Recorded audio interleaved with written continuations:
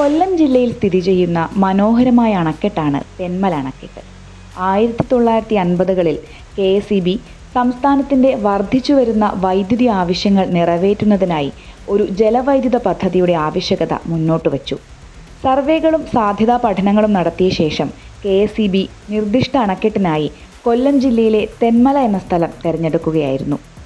1961ലാണ് അണക്കെട്ടിൻ്റെ അടിത്തറ നിർമ്മാണം ആരംഭിച്ചത്. ദുഷ്കരമായ ഭൂപ്രദേശം, തൊഴിലാളിക്ഷാമം, സാമ്പത്തിക പ്രശ്നങ്ങൾ എന്നിവയുൾപ്പെടെ നിരവധി വെല്ലുവിളികൾ ഈ നിർമ്മാണത്തിന് നേരിട്ടു.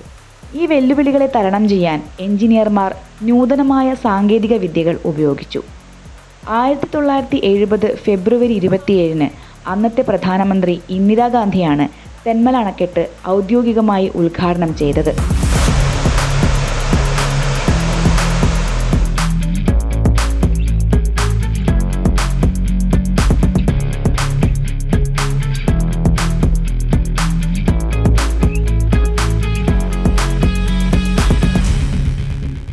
$21 മെഗാവാട്ട് പ്രാരംഭ സ്ഥാപിത ശേഷിയുള്ള അണക്കെട്ട് 1970 വൈദ്യുതി ഉൽപ്പാദിപ്പിക്കാൻ തുടങ്ങി.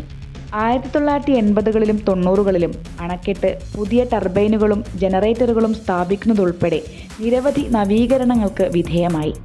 കേരളത്തിലെ ഒരു പ്രധാന നദിയായ കല്ലട നദിക്ക് കുറുകെയാണ് അണക്കെട്ട് നിർമ്മിച്ചിരിക്കുന്നത്. ബോട്ടിംഗ്, മീൻപിടുത്തം, മറ്റ് വിനോദ പ്രവർത്തനങ്ങൾ എന്നിവയ്ക്കുള്ള സൗകര്യങ്ങളും ഇവിടെയുണ്ട്. അണക്കെട്ടിന് ചുറ്റുമുള്ള പ്രദേശങ്ങൾക്ക് ജലസേചന സൗകര്യവും നൽകുന്നുണ്ട്. ഡാമിനു ചുറ്റുമുള്ള ഭൂപ്രകൃതിയുടെ ഭംഗിയും സഞ്ചാരികൾക്ക് ആസ്വദിക്കാൻ കഴിയുന്നു.